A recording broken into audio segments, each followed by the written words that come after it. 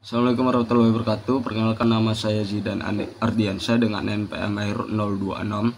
Saya Lela Ismawati, NPM akhir 027. Assalamualaikum warahmatullahi wabarakatuh. Perkenalkan, nama saya Putri Pemina Wijayanti dengan NPM akhir 058. Perkenalkan, nama saya Desilia Dewi Susanti dengan NPM akhir 332. Di sini saya akan menjelaskan convertible bonds atau obligasi dikonversi.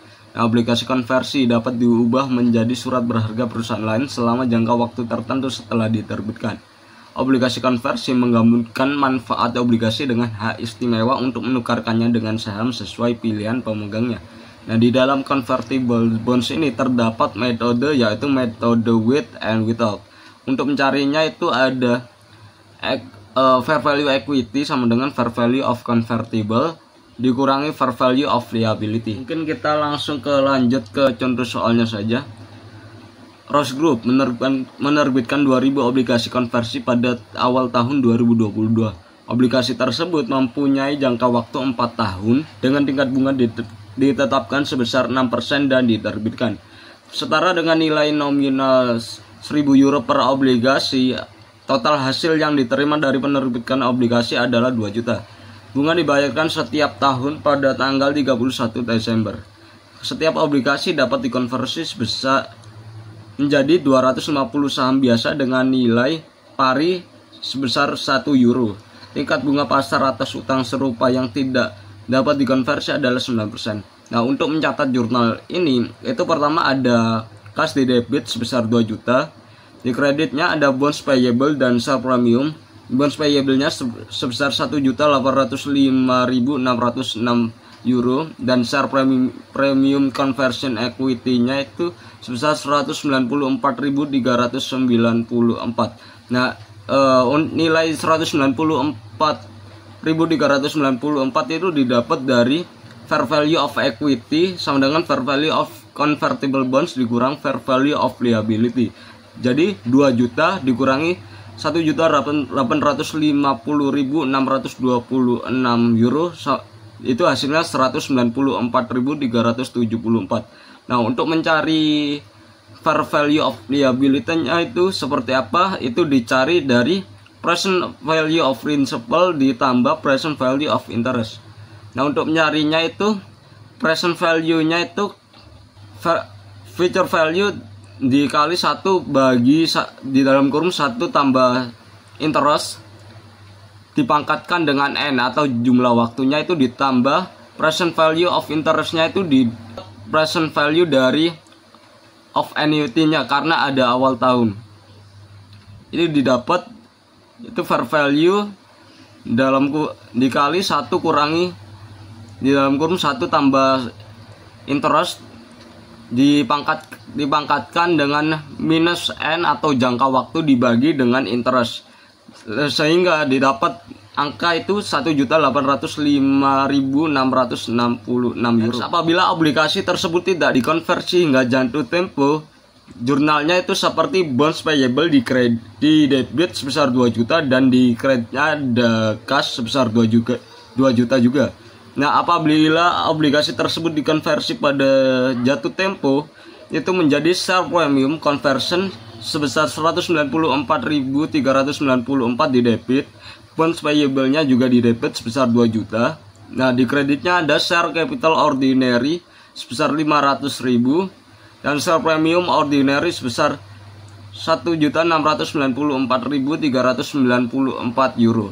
Nah, untuk mengkonversi obligasi sebelum jatuh tempo itu jurnalnya seperti share premium itu ada di debit, itu ada share premium conversion equity-nya sebesar 194.394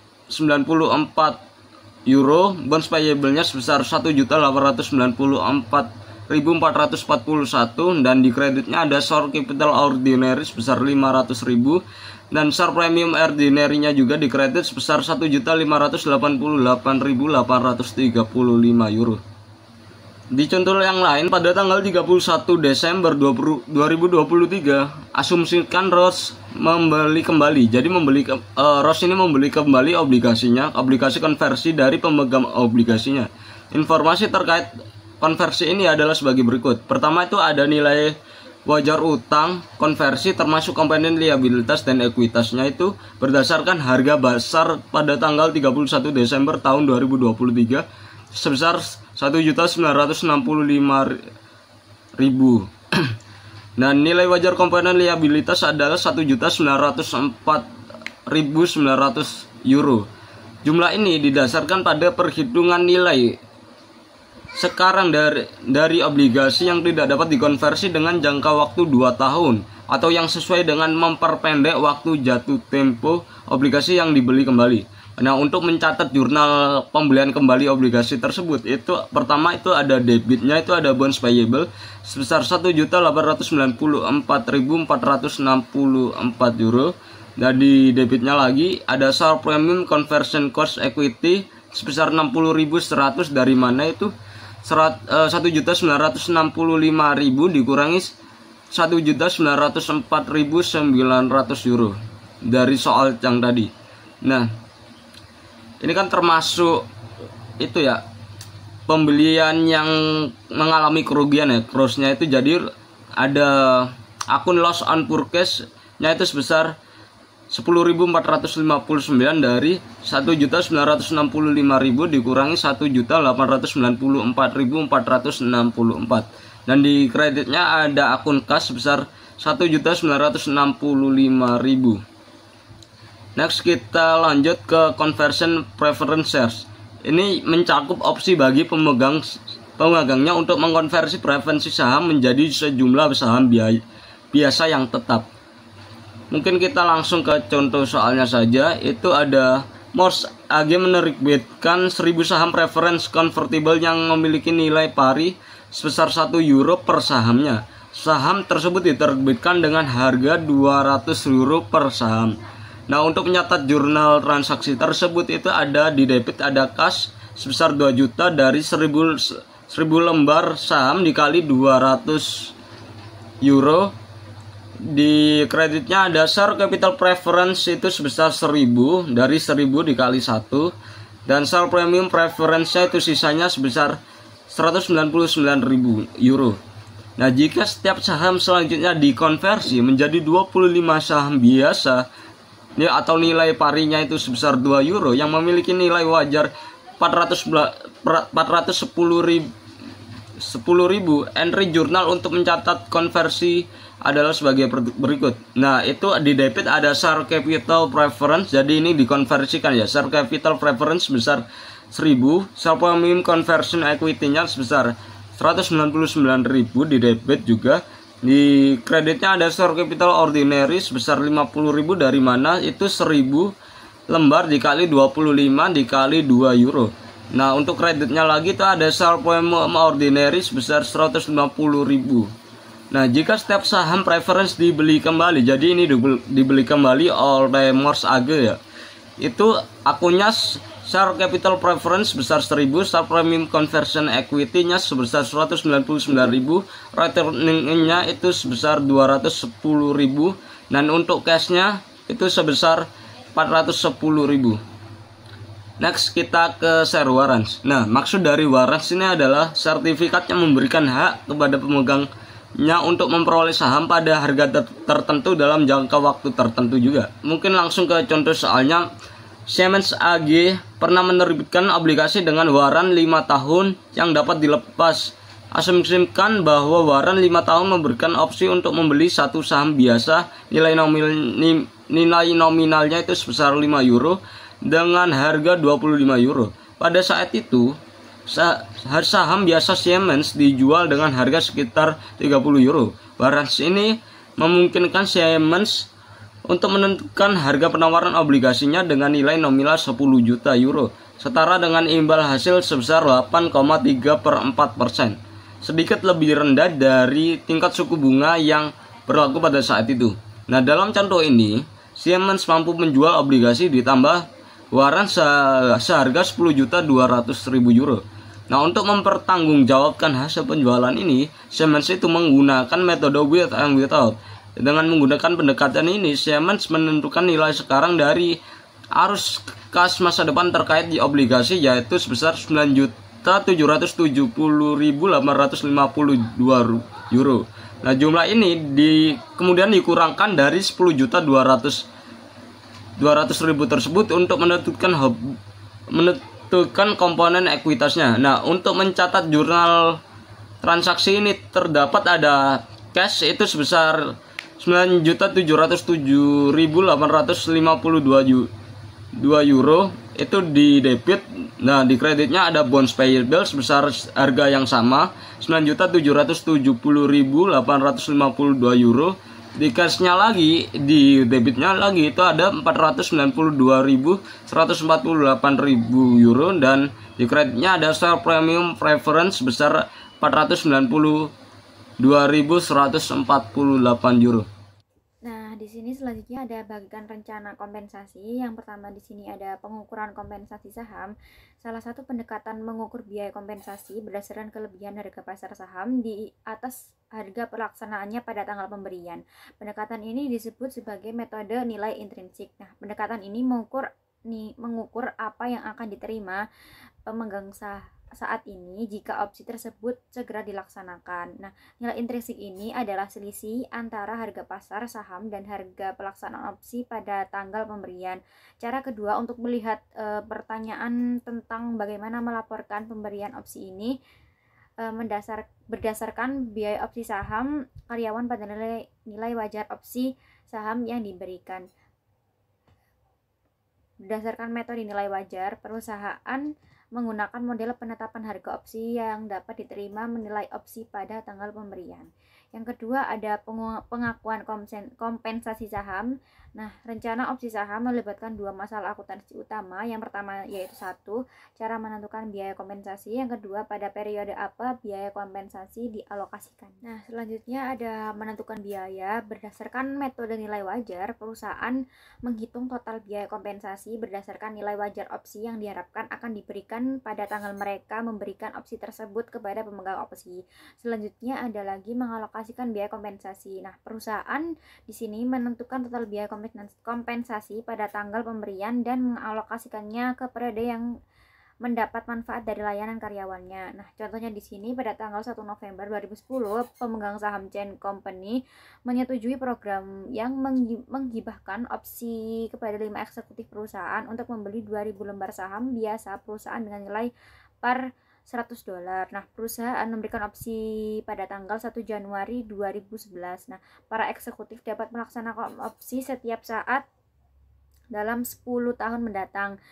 Harga opsi per saham adalah $6.000 dan harga pasar saham pada tanggal pemberian $7.000 per saham. Berdasarkan metode nilai wajar, total beban kompensasi dihitung dengan menerapkan model penetapan harga opsi nilai wajar yang dapat diterima. Nah, kemudian di sini soalnya adalah asumsikan model penetapan harga opsi nilai wajar menentukan total beban kompensasi Chain menjadi $22 juta. Nah, untuk pembahasannya yaitu dalam materi nilai wajar, perusahaan mengakui nilai opsi sebagai beban sepanjang karyawan tersebut bekerja. Nah, asumsikan bahwa umur manfaatnya adalah 2 tahun dimulai dari tanggal pemberian. Chain akan mencatat transaksi yang berhubungan dengan kontrak ini sebagai berikut. Nah, untuk jurnalnya dapat dilihat di samping. Nah, yang ketiga di sini ada saham terbatas. Keuntungan dari rencana saham terbatas adalah yang pertama yaitu saham terbatas tidak akan pernah sama sekali tidak bernilai. Yang kedua, saham terbatas pada umumnya menghasilkan lebih sedikit dilusi bagi pemegang saham yang ada. Yang ketiga, saham terbatas lebih menyelaraskan intensif karyawan dengan insentif perusahaan. Kemudian yang keempat ada rencana pembelian saham karyawan. Nah, rencana pembelian saham karyawan atau ESPP umumnya mengizinkan semua karyawan untuk membeli saham dengan harga diskon untuk jangka waktu yang singkat. Nah, perusahaan sering menggunakan rencana tersebut untuk mengamankan model ekuitas atau untuk mendorong kepemilikan saham biasa secara luas di antara karyawan. Nah, rencana ini dianggap sebagai kompensasi dan harus dicatat sebagai biaya selama masa kerja. Nah, contohnya di sini adalah ada Master PLC menawarkan kepada 1.000 karyawannya kesempatan untuk berpartisipasi dalam rencana pembelian saham karyawan. Nah, berdasarkan ketentuan rencana tersebut, karyawan berhak untuk membeli 100 saham biasa dalam nilai nominal euro per saham dengan diskon 20%. Nah, harga pembelian harus dibayarkan segera setelah penawaran diterima. Secara total 800 karyawan menerima penawaran tersebut dan setiap karyawan membeli rata-rata 80 saham. Nah, yang artinya di sini karyawan membeli total 64.000 lembar saham.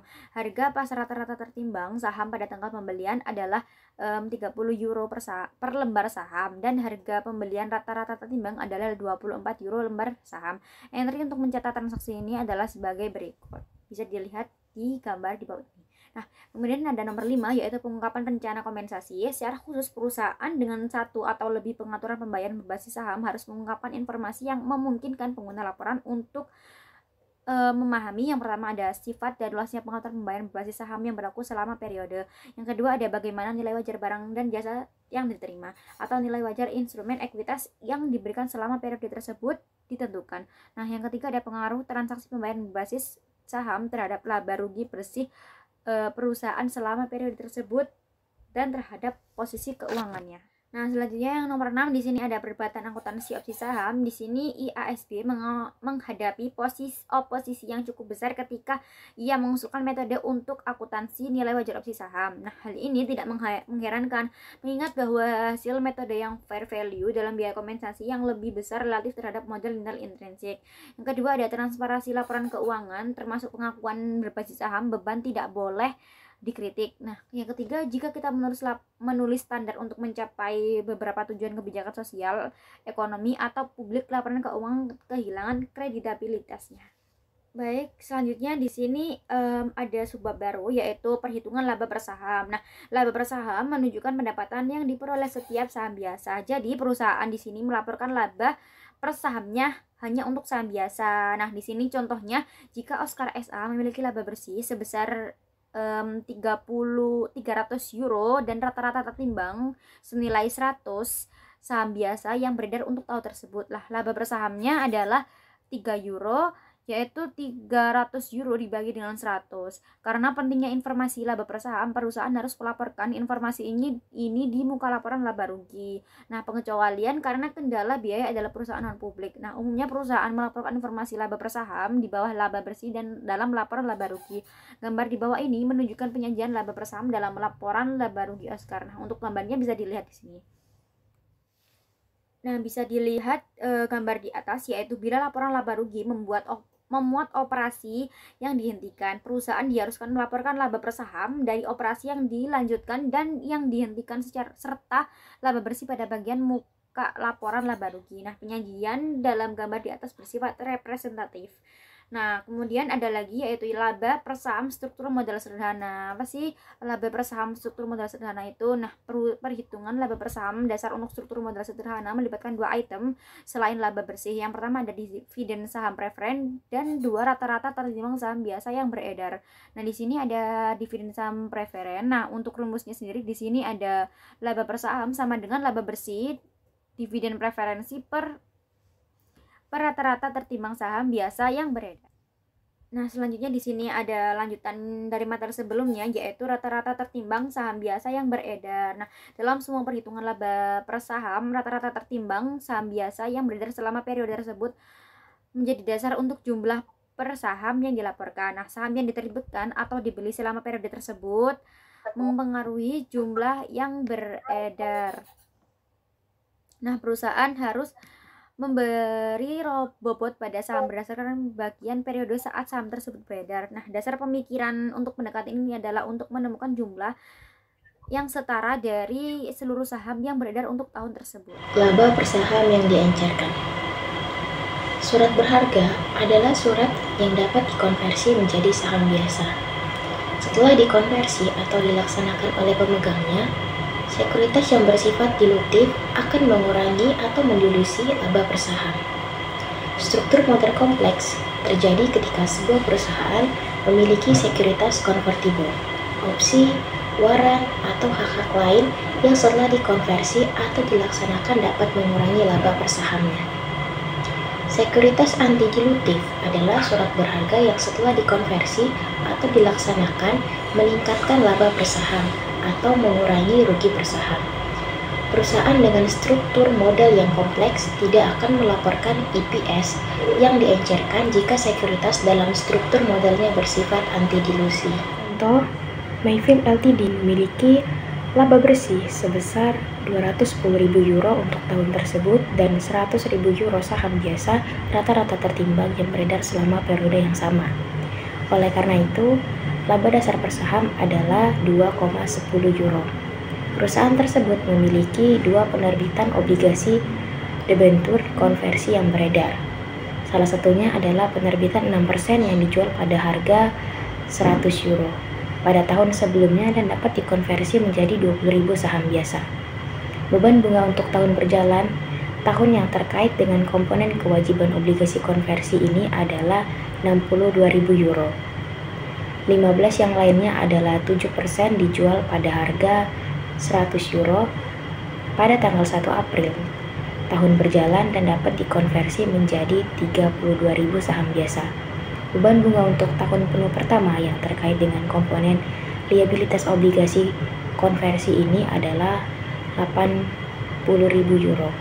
Tarif pajak adalah 40%. Laba bersih tahun ini yaitu 210.000 ditambahkan dengan penyesuaian bunga setelah pajak obligasi sebesar 6% yaitu dari 62.000 dikali 1 dikurangi 0,40 sama dengan 37.200.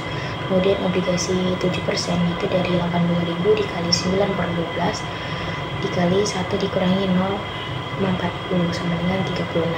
Kemudian ditambahkan sehingga menghasilkan pendapatan bersih yang disesuaikan yaitu sebesar 3.200.000. Perhitungan laba bersih yang disesuaikan yang mana rata-rata tertimbang saham biasa yang beredar yaitu senilai 100.000 ditambahkan dengan saham yang diasumsikan akan terbit yaitu obligasi 6% pada awal tahun dan obligasi 7% per tanggal penerbitan yaitu 1 April 9/12 dikali 32.000, dimana obligasi 6% ini itu menghasilkan 20.000 sedangkan obligasi 7% lagi menghasilkan 24.000. Kemudian ditambahkan sehingga menghasilkan saham biasa rata-rata tertimbang yang disesuaikan dengan sekuritas dilutif yaitu senilai 144.000. Selanjutnya itu ada perhitungan rata-rata tertimbang saham yang dimana laba bersih tahun ini yaitu senilai 210.000. Kemudian laba bersih per saham ada laba dasar per saham yaitu 210.000 ditambah 10.000 sehingga menghasilkan 2,10. Kemudian laba per saham yang diencerkan yaitu 283.200 ditambah 144.000 sehingga mendapatkan hasil 25.000. Hitungan saham incremental. Jika harga pelaksanaan opsi atau waran adalah lebih rendah dari harga pasar saham, terjadi dilusi. Harga pelaksanaan opsi atau waran lebih tinggi daripada harga pasar saham mengurangi saham biasa. Dalam hal ini, opsi atau waran adalah anti dilusi karena asumsi pelaksanaannya mengarah pada peningkatan laba per saham. Penyajian dan pengungkapan EPS yaitu laba saham biasa, laba dasar per sahamnya itu senilai 3,30. Kemudian adalah laba per saham yang diencerkan senilai 2,70. Ada presentasi EPS atau struktur model kompleks yaitu laba dasar per saham. Pendapatan dari operasi berkelanjutan itu 3,80 sedangkan operasi yang dihentikan atau rugi itu senilai 0,80 sehingga pendapatan bersihnya menjadi 3,0. Kemudian laba per saham yang diencerkan pendapatan dari operasi berkelanjutan yaitu senilai 3,35 kemudian operasi yang dihentikan atau rugi itu senilai 0,65 sehingga pendapatan bersihnya adalah 2,70. Presentasi EPS dengan operasi yang dihentikan. Informasi yang harus diungkapkan itu adalah yang pertama ada jumlah yang digunakan sebagai pembilang dalam menghitung laba per saham dan terdilusi dan rekonsiliasi jumlah tersebut terhadap laba atau rugi. Rekonsiliasi harus mencakup dampak individual dari setiap kelas instrumen yang mempengaruhi laba per saham. Yang kedua, rata-rata tertimbang saham biasa yang digunakan sebagai penyebut dalam laba per saham dan dilusi. Dan rekonsiliasi penyebut ini satu sama lain. Rekonsiliasi harus mencakup efek individual setiap kelas instrumen yang mempengaruhi laba per saham. 3. Instrumen termasuk saham yang diterbitkan secara bersyarat yang berpotensi mengencerkan laba per saham di masa mendatang tetapi tidak dimasukkan dalam perhitungan laba bersaham yang dilusi karena bersifat anti dilusi atau periode yang disajikan. Kemudian yang keempat, uraian mengenai transaksi saham biasa atau potensi transaksi saham biasa yang terjadi setelah periode pelaporan dan yang akan mengubah secara signifikan jumlah saham biasa atau potensi saham biasa yang beredar pada akhir periode jika transaksi tersebut terjadi sebelum akhir periode pelaporan. Penghargaan ekuitas berbasis saham. Perusahaan mengklasifikasikan SAR sebagai penghargaan ekuitas jika pada tanggal pelaksanaan pemegang menerima saham dari perusahaan pada saat pelaksanaan. Dasar SAR ekuitas, pemegang saham menerima saham dalam jumlah yang sama dengan apresiasi harga saham atau selisih antara harga pasar dan harga yang telah ditetapkan sebelumnya. Akuntansi untuk SAR ketika merupakan penghargaan ekuitas mengikuti akuntansi yang digunakan untuk opsi saham. Pada tanggal pemberian, perusahaan menentukan nilai wajar untuk SAR dan kemudian mengalokasikan jumlah ini untuk biaya kompensasi selama masa kerja karyawan. Penghargaan kewajiban berbasis saham. Suatu perusahaan menggunakan pendekatan berikut ini untuk mencatat penghargaan liabilitas berbasis saham. Yang pertama yaitu mengukur nilai wajar penghargaan pada tanggal pemberian dan memperoleh kompensasi selama periode layanan. Yang kedua, ukur kembali nilai wajar setiap periode pelaporan hingga penghargaan diselesaikan. Sesuaikan biaya kompensasi setiap periode untuk perubahan nilai wajar yang dihitung secara proporsional untuk sebagai periode layanan yang diselesaikan. Kemudian ketiga, setelah periode layanan selesai, tentukan nilai kompensasi setiap periode berikutnya dengan melaporkan perubahan penuh pada harga pasar sebagai penyesuaian biaya kompensasi. Materi selanjutnya yaitu mengenai contoh laba komprehensif per saham. Nah, jadi kita akan menghitung laba per saham dalam situasi yang rumit. Nah, lampiran ini akan mengilustrasikan metode penghitungan dilusi ketika banyak sekuritas terlibat. Nah, di sini ada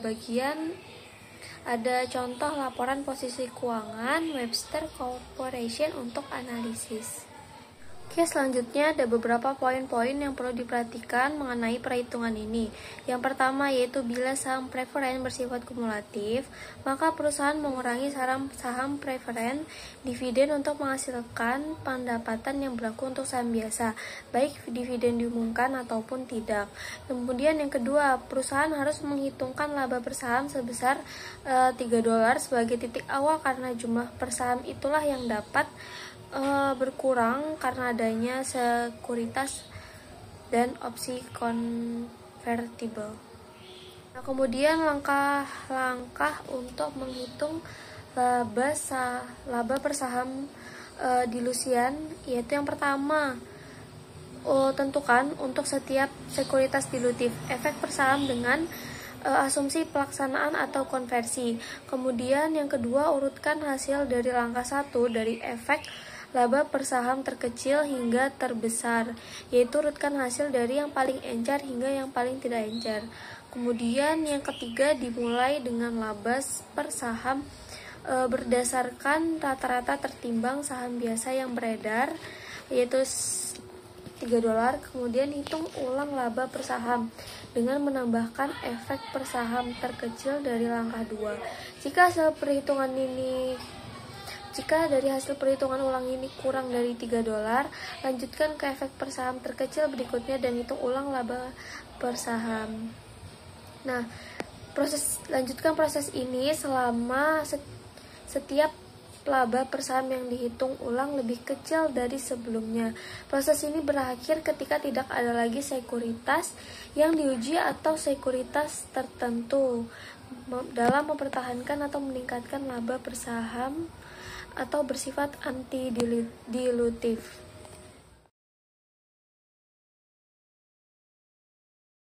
Oke, jadi di sini ada catatan dan asumsi pada tanggal 31 Desember 2022.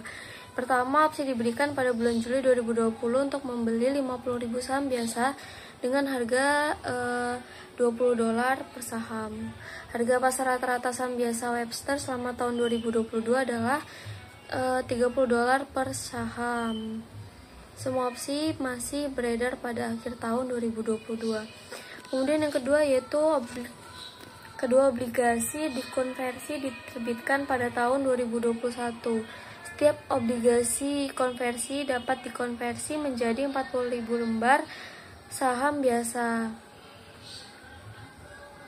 Kemudian yang ketiga, saham preferen kumulatif 10% yang dapat dikonversi diterbitkan pada awal tahun 2022 pada nilai nominal. Setiap saham preferen dapat dikonversi menjadi 4 saham biasa. Kemudian yang keempat, tarif pajak penghasilan rata-rata adalah 40%. Kemudian yang kelima, 500.000 saham biasa beredar pada sepanjang tahun. Yang keenam, dividen preferen tidak diumumkan pada tahun 2022. Kemudian yang tujuh, pendapatan bersih adalah 1.750.000 dolar pada tahun 2022. Kemudian yang terakhir, tidak ada obligasi atau saham preferen yang dikonversi selama tahun 2022.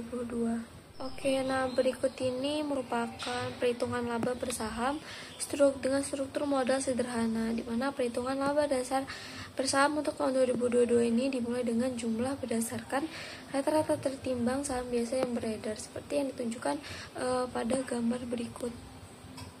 Langkah pertama dalam perhitungan laba persahamnya yang diencerkan adalah dengan menentukan efek per saham untuk setiap sekuritas yang berpotensi mengencerkan. Itu dalam hitungan yang pertama. Di sini kita bisa hitung per share effect of option-nya dengan treasury share method, yaitu dengan nilai akhir incremental numerator effect-nya tidak ada dan incremental denominator effect-nya 16.667 saham dengan nilai akhir yaitu 0. Dan di sini ada per share effect of issue jurnal, per share effect of issue bonds dengan metode konversi dengan nilai akhir incremental numerator effect-nya sebesar 120.000 dolar dibagi dengan incremental denominator effect-nya 100.000 saham dengan nilai akhir 1,20 dolar. Kemudian yang kedua ada per share effect of issue B bonds dengan metode konversi juga dengan nilai akhir incremental numerator effect-nya 150.000 dolar. Kemudian incremental denominator effect-nya 100.000 saham dengan nilai akhir 1,50. Kemudian di sini tertera juga jurnal per share effect of 10% convertible preference shares dengan metode konversi dengan nilai akhir incremental numerator efeknya 250.000 dolar dibagi dengan incremental denominator efeknya 100.000 saham dengan nilai akhir 2,50 dolar. Kemudian dihasilkan peringkat keempat sekuritas yang berpotensi dilutif dari yang terkecil hingga yang terbesar. Dimana yang pertama ada urutan option dengan efek per share-nya ada 0 dolar, kemudian convertible bonds dengan issue A 1,20, yang ketiga ada convertible bonds-nya issue B ada 1,50, dan yang terakhir ada 10% convertible preference dengan efek per share-nya yaitu 2,50. Maka selanjutnya yang dapat kita lakukan adalah dengan menentukan laba per saham yang memberikan pengaruh pada peringkat. Nah, di sini dimulai dengan laba per saham sebesar 3 dolar yang dihitung sebelumnya, kemudian ditambahkan dengan kenaikan pengaruh opsi terhadap perhitungan awal, seperti yang ditunjukkan pada gambar berikut. Karena laba per saham yang dihitung ulang berkurang dari 3 dolar menjadi 2,90, maka dampak dari opsi bersifat dilutif.